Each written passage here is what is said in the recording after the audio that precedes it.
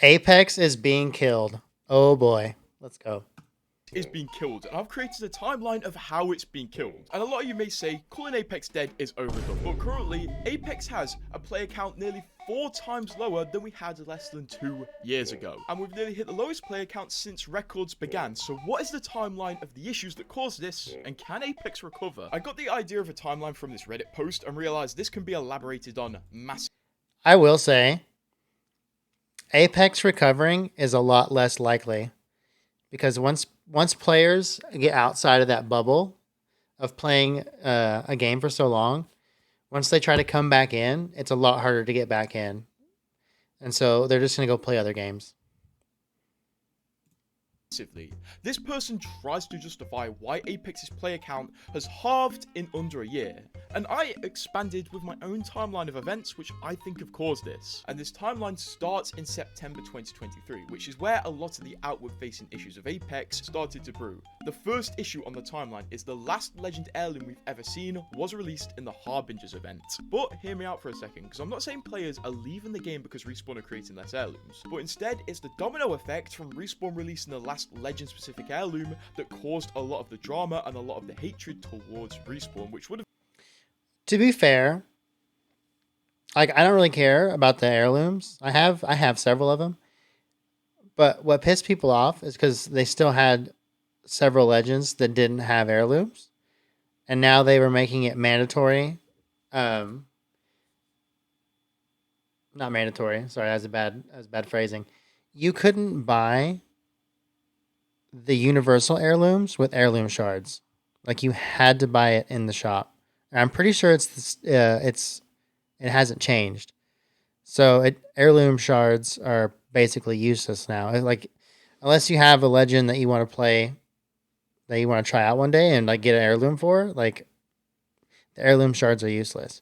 So that was a big thing that a lot of people were pissed off about. It's like, well, you're gonna like release all these heirlooms, and there's no way for us to get them unless we spend money. And some people don't want to spend money. I mean, I've gotten lucky like 3 or 4 times on heirloom shards. Otherwise, I wouldn't have near as many. Have driven a few players away. Because onto the next point, a few months later in early January, we got our first Milestone Event. And this event type is a product of Respawn deciding to move from Legend specific heirlooms to universal heirlooms, which we've seen an emerging pattern of lately. This first Milestone I will event say I event, like that which sword was one the though. It's pretty Final badass Fantasy event, looking. brought a lot of drama. First of all, because Respawn introduced the first mythic death box ever, which was a joke. It was a death box that cost hundreds of dollars. Secondly, a lot of people took many issues with this event due to the nature of having to gamble for an heirloom. And then on top of that, the skins that should have been legendary tier cost way more than legendary should. This first Milestone event... It is crazy to me how expensive skins are in games. Not just Apex, but just in general. Excuse me. Because 21.50 right there, that is 21. I'm pretty sure it equals out to $21.50. So it is nuts. But these skins aren't even that good. Like the crypto one's kind of cool actually. But a lot of the I mean, the artwork and all these skins just suck. Like nobody wants to buy them, not because they're expensive, but because they suck. And caused a lot of drama. People weren't happy that Respawn were That forcing Buster their fans Sword, to gamble that was ridiculous for to cool play with in the items. event, though, for And sure. Unfortunately, this was just the beginning. This drama was definitely the last straw for a lot of players, and also frustrated many more, as they slowly realised Respawn don't care, and will push gambling to you if it makes money. Well, yeah, And it only gets of course. worse from here, unfortunately. The next mark in the timeline was taken from the Reddit post, but it's a very controversial mark that I don't think drove away many players, but started to show a pattern of Respawn's approach to the game, as controller Tap Strafe was removed. Basically, there was an emergent issue of people on controllers using things like Steam configs to do... All right. I just want to say I fully support Apex or Respawn taking this out because this was absolute bullshit. Because most people, like your casual player, is just going to have the basic controller. Like they're not going and buying a $400 controller specifically to program it to play Apex Legends. And they're not going to go download all the proper codes or whatever. I don't do it, so I don't know how it works. But so for to be on controller, like, come on, man, like you unnecessary. So that was a good call by Respawn. Do impossible controller movements, like tap strafing and even moving while looting boxes. I think this video right here was definitely the... I will say, on top of that note, Respawn has done a really terrible job at both balancing controller and mouse and keyboard simultaneously on certain things. And that's pissed a lot of people off on both sides.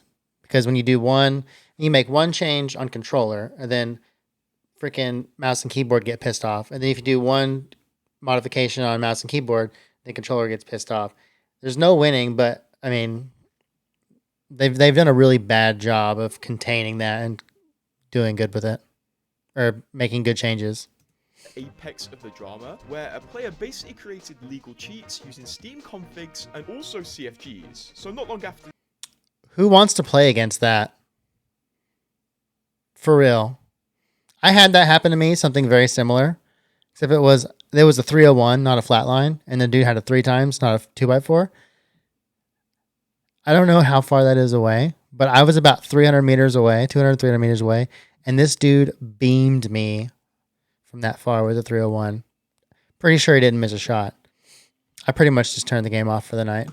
This, Respawn did decide to heavily regulate in-game configs and also Steam configs, which made sure controller players and some keyboard and mouse players would be playing properly without any help from robots, basically. This is going to be a bit controversial, and I don't think many people left because of this, but once again, the Reddit user saw this as important, and I'm sure many people will remember this event, and it showed Respawn's new approach to controllers, as will be later relevant in the timeline. The next peg on the timeline is the Shadow Society event, where Respawn took all of the feedback from the first Milestone event, which was the Final Fantasy event, and then made the event worse. In the Shadow Society event, typical Apex fashion, baby. As soon as you start the event up, they also removed the ability to individually buy legend skins instead of having to gamble. Man, and then added that was some shit that pissed me off, because I don't always buy.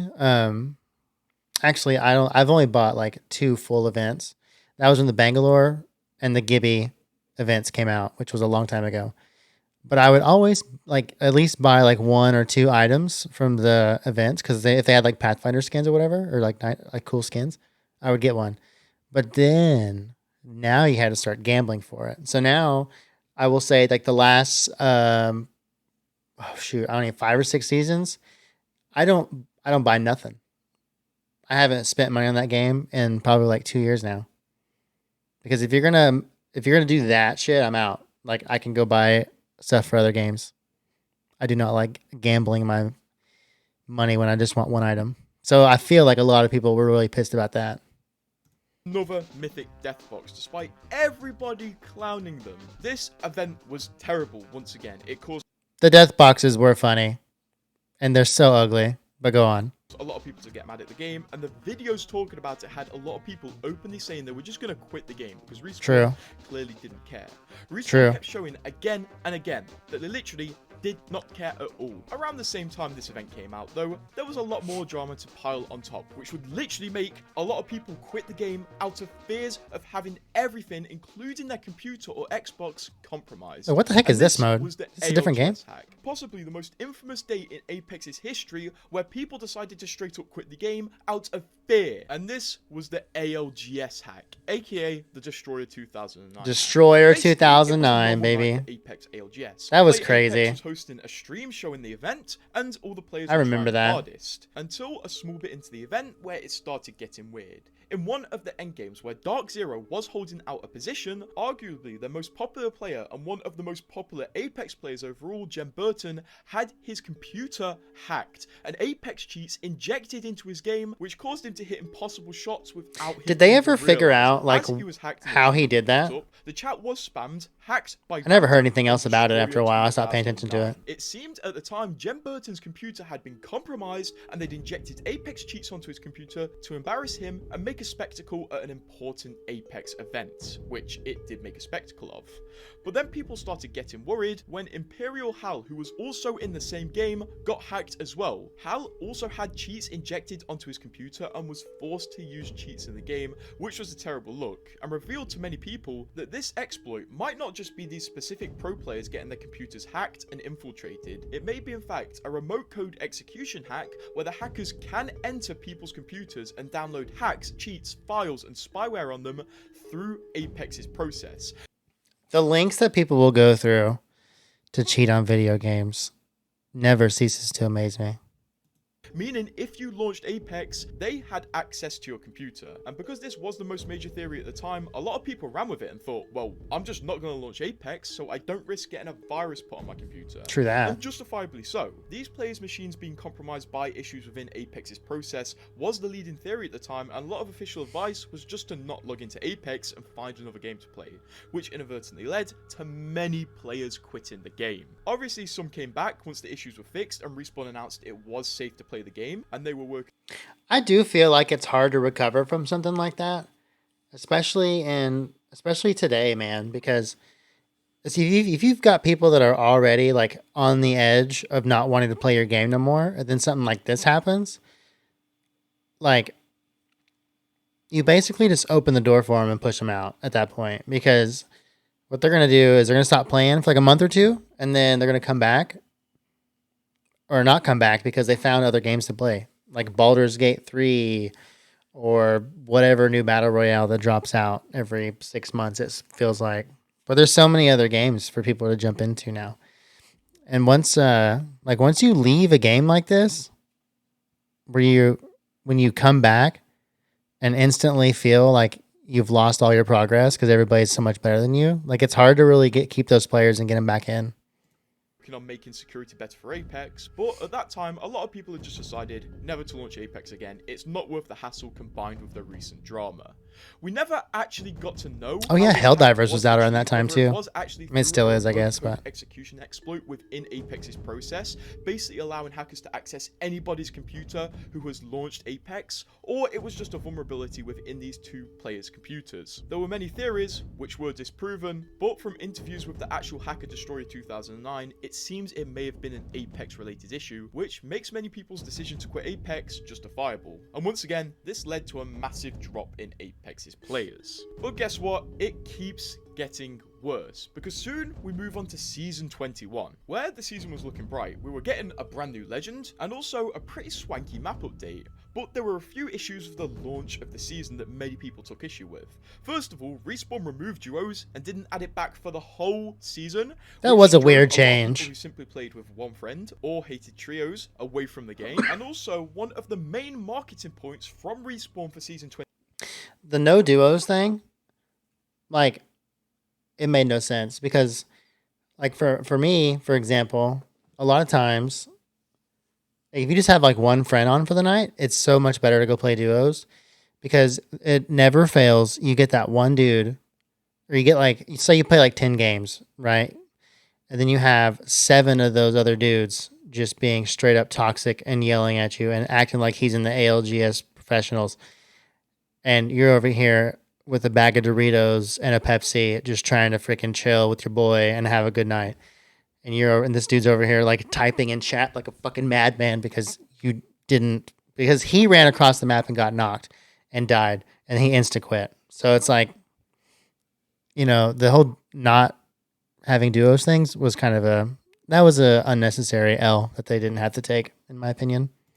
21 was the new customizable universal heirloom, which cost a ridiculous amount of money and required a new currency that Respawn had to add to the game. And this, I will say, once this came into the game, that solidified, that evaluated my decision. I was like, there we go. That is the symbol of me never spending money on Apex ever again. And I haven't. I've used it on other stuff.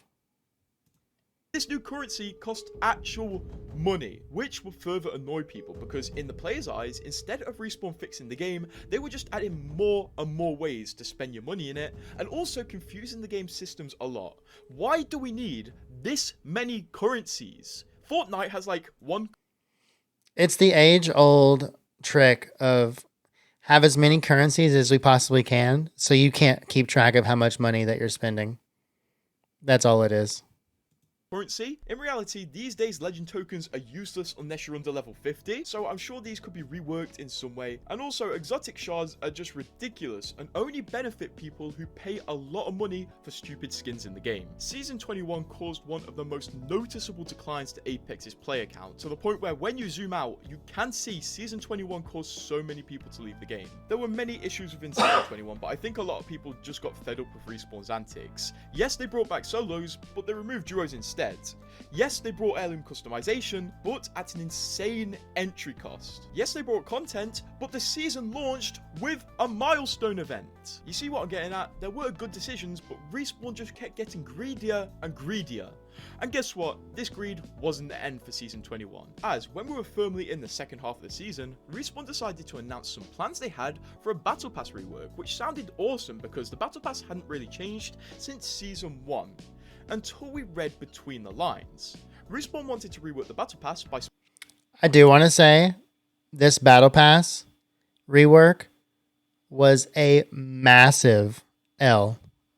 I don't know what their money, how much revenue that they've pulled in since then, but I would really like to see from the season before of the regular Battle Pass and then the new season.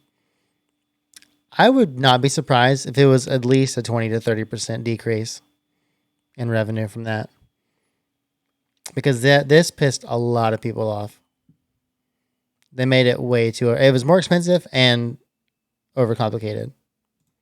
Splitting it into two and making it more bang for your buck and worth the money. This was until people decided to read a bit more into the details and realized this would mean Respawn would completely remove the option to buy battle passes with Apex coins, instead opting to give people a $9.99 microtransaction instead, meaning it completely screwed over the large majority of the player base that used the battle pass in this way. Buy a battle pass for 950 coins, complete the battle pass, get over 950 Apex coins back, buy the next battle pass, and do this forever without having to spend new money on Apex. This would completely screw over those people, which caused the community's reaction, and even people who don't even play Apex's reaction, to be very, very negative. And even though now a lot of you know Respawn did reverse this change, it took them such a long time. It took them several weeks to reverse this change. It took several weeks of the community begging and pleading for Respawn not to do this, only for them to begrudgingly amend the battle pass changes, adding a 950 Apex coin option, but still keeping the weird Ultimate Plus tiers which lock exclusive skins behind a paywall. But may I remind you, these skins are only exclusive for 1 year, and when they changed the battle pass price from $9.99 to 950 Apex coins, they sneakily removed a lot of the packs they promised to give players for free on the $9.99 version of the battle pass. After this drama, Respawn seriously had to fix the relationship with their fans because the whole internet hated them. Not even just the Apex space, the news spread far beyond that. Even Call of Duty accounts were roasting Apex's decision. So they decided to put out the first... Well, yeah, I mean, because I think everybody was so surprised on how stupid a company can be in such little time.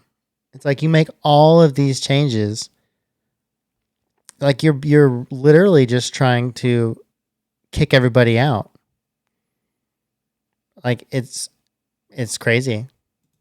Respawn, for the first time in years, actually acknowledged that there was a cheater issue in the game. There were issues with the game's stability, and they should release quality of life updates. And I remember whenever they released that. Released this, acknowledging these issues, was because of huge drama around the battle pass, where they had to make their public image look better. Otherwise, they would not have released this. They would have just kept going as normal. Seriously, do you realize how insane that is? They only apologized about major flaws in the game and recognized these major flaws because people were mad at them.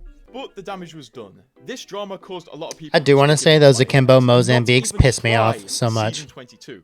Look at the spike for Season 22's release. A very low amount of people decided to come and check out the new season, and most of them left within a week. Respawn had seriously damaged their game. And it's not even like Season 22 was... It's so funny. Season at release. Because everybody, like, I was one of those on that graph too. I came out, I was like, this is a pretty cool map. The trust had I already went right back gone. to playing like Path The of final Exile or peg whatever, the Reddit post or like decided the to game make, and modes, I I do guess. kind of But agree with, is the aim assist nerf which came out in Season 22. Yes, it was needed, but once again, we do have to recognise that this change was controversial and definitely pushed a lot of players away from the game who did rely on aim assist. There is definitely a level of greyness. well, that's because a large majority of your player base is casual people. Like I don't know the numbers specifically, but it's like here's like the problem is because you have a terrible matchmaking system. So it's like a little cesspool of problems because now you're getting people who get to play maybe 4 to 6, 8 hours a week, and so they're not going to be that good. Like they're getting thrown in to a group of people who play 12 to 14 hours a day, and they're all masters and preds, and they probably some of them have like strike packs or Cronuses and stuff like that. So you're getting fed to the wolves basically, and then the little bit of aim assist that you did lose, it's like now you just can't really play that good at all. So now you're dropping into a lobby with probably randoms, maybe your friends sometimes, but you're dropping in with randoms who want to drop you in hot. You don't have the skills anymore to really compete in the game. They took away the aim assist that helped you a little bit, but you're still dropping in with Preds and Masters, and so you're just getting you're back to the lobby, repeat, back to the lobby, repeat, back to the lobby, repeat. Like I don't blame people for not wanting to do that. I mean, as a player, it's freaking boring. Some people don't have the time to sit there and get better at the game because most of us have jobs or whatever. So it's like, I don't know, man. I understand why people are upset, but if you're going to make a change like that, you have to have a good matchmaking system to go with it. Like put the people who are lower skill, put them in a match together, make it fun for them. Like if you want to play competitive, pubs is not the place to play competitive. Like you're a very annoying person if that's where you go crazy. If you think you're good and you're competitive, go play ranked. And I can tell you from experience, most people who think that they're good, they go play rank and they have no skill other than gun skill, which in competitive is not, you can't just have gun skill. I don't know how I got off on that tangent. However, the aim assist thing, I think it was unnecessary without making some other changes to the matchmaking. Timeline, because a lot of you may enjoy some of the pegs in this, like the aim assist nerf, but we do have to admit it did drive away players. Not saying that Respawn should have never made these changes, it's just the fact that they should be noted. And that timeline takes us from 624k players playing the game at one time as a daily peak to 171k, a 3.4 times decrease in players, which is just insane in the span of less than 2 years. Obviously, this timeline isn't the be-all end-all. There are overarching issues to this timeline, like the cheater issue, which has been ongoing, matchmaking issues that have been ongoing, and server issues that have been ongoing. But these issues have been with the game since the start. I didn't even think about the server issues. Not that I haven't had a lot of them, but I will say there's a lot of times where what season was it? I think it was like season 18 or 19. But me and my friend were trying to play ranked. And no shit, it never failed. About every 2 or 3 games, one of us would get kicked. Like just randomly get kicked. And then you try to come back in. And it was an absolute nightmare. Because you get kicked and then you get put in timeout for leaving the match early or whatever. And it was just a whole clusterfuck. So we pretty much just stopped playing ranked that season because it was that bad. There was more issues than that, but I can remember that one specifically. The player count has increased with these issues, and it will also decline with these issues. I don't think cheaters can be attributed to killing the game. I think it's just loads of little missteps from Respawn. Yeah, they can, because Respawn refused to do anything about it. Like, that is a big factor. People don't want to go into a game where they're going to have to play against cheaters. Like, nobody wants to do that. If somebody wants to waste their time, then they'll go do something else. Like going into Playing a game that is infested with cheaters, like for most people, makes no sense. They're just gonna go play something else. And this graph that he's showing is proving some of that. Have added up to an insane amount of drama. So the question obviously is, can Respawn save the game because it's not in a good state with a player? Is this Rust music playing? Well, I think they can, but they're gonna have to try really hard. I did see a really good point from somebody on Twitter that applies to Apex. I needed to try Rust again, but I fucking suck at that the game. The more players that leave the game, the harder it gets to hit these profit goals for the big companies like EA. So they make the game more predatory with the purchases and add a lot more things to purchase, which... EA, if you hear this and you are listening, if you want to make millions and millions and millions of dollars, it's really simple. Cut all the prices in half. Because a lot more people would spend $10 on a skin than $20 on a skin. A lot more people would probably spend $100 on an heirloom other than $200 on an heirloom. Like, does that make sense? It's like, I don't understand. It's not just Apex. It's not just Respawn. A lot of companies do this stuff and it's annoying. It's like, you have a digital product. It's unlimited. Like, you have a player base of, 200,000 right now. Like, make this stuff cheaper. You'll get your money. But if you start being stubborn on prices and you're not giving good value in the game, if your game sucks and people aren't wanting to play your game, you're not going to sell the product that you're trying to sell. Especially not at an extremely high price. Now you're going to have some people who still play the game that might not have some of these items. And if you drop them down, you'll still sell. So I don't understand. There's no reason that, even as cool as it is, that should be $200 or $300. People will pay for it, sure. But if you want to get revenue back in, just do that. It's that simple. Then drives more people away from the game, and this issue keeps compacting upon itself until the game's dead. And Apex is quite obviously falling into that trap. They only started adding these crazy ways to spend your money once players started declining. Also, I'm slightly concerned EA's faith in Apex. The funny part with that is, though, and I touched on it earlier, because he said the creative ways to make players spend money. A lot of these players have seen these tactics in other games. So it's not new for a lot of people. Some people it probably is, but a lot of people see that, like they'll see the new store or the new monetary system, and they're like, no, fuck that. I'm out. Like, maybe they might still play the game, but as far as like buying things, they're like, yeah, I'm not buying no more things. Because if you're going to do that, I know what that is. Like, I know that system is predatory, and it's designed in a way to make me spend more money. Like, no, I don't want to interact with that. So a lot of players are very familiar with those kind of systems now.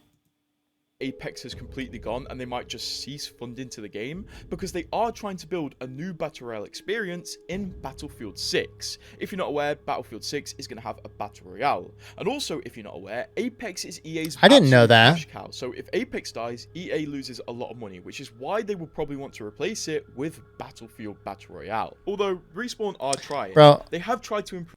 If real fast, if Battlefield comes out with a BR, which I'm not even that good at Battlefield, but I do like the aesthetics and the way Battlefield plays. If Battlefield comes out with a BR, I would like to play that. That would be really good.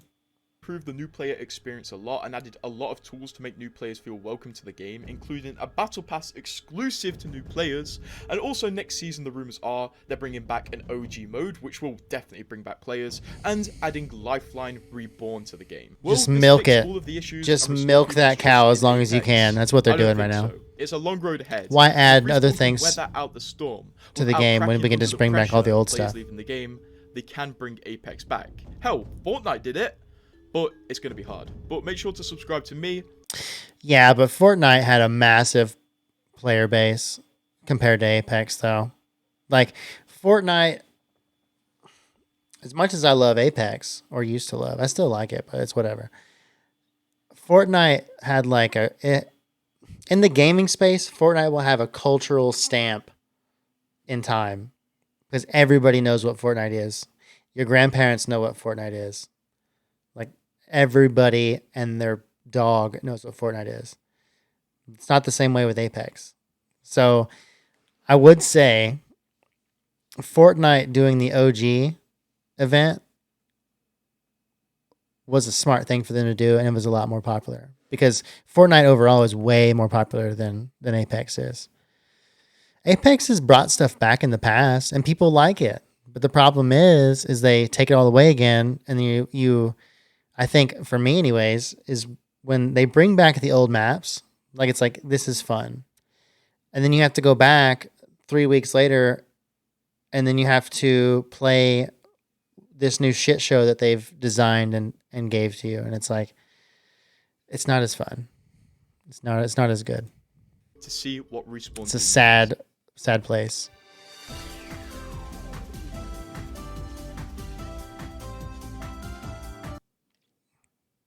So, anyways, Why do we that's Asmongold. That was a good video. Let's go back real fast, actually, because I got to go look and Apex see. is being killed. Yes. Okay, so I don't know how to pronounce this guy's name, but his name is Gert. I almost said Girth, but that's not it. Gert. That was a good video, man. I will definitely go check his video out. I'm gonna like it and subscribe because that was a good video. You guys should check it out. I'll link it when I post the video, but I don't know, man. He brought up a lot of good points. That was really interesting. But yeah, I mean, Apex did it to themselves. It's like so many people tried to get like they just wouldn't listen to the community, and this is where they're at. It's sad.